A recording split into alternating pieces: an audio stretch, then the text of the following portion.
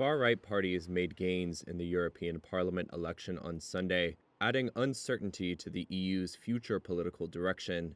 Exit polls projected center, liberal, and socialist parties would retain a majority in the 720-seat parliament, but would lose some 28 seats.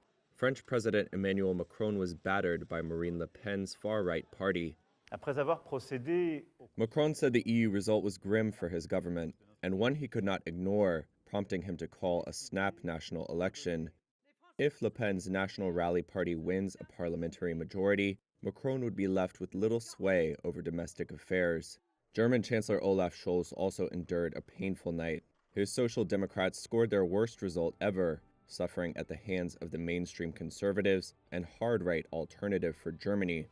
Meanwhile, exit polls showed Italian Prime Minister Giorgia Meloni with her position strengthened, with her arch-conservative Brothers of Italy group on top.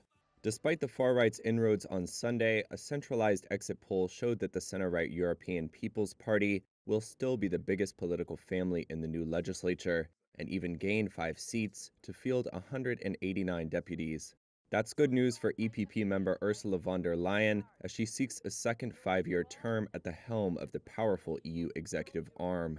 As results came in, von der Leyen was quick to present herself as a shield against extremes. The center is holding.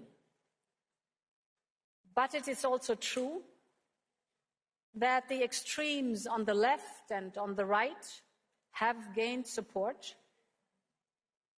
And this is why the result comes with great responsibility for the parties in the center.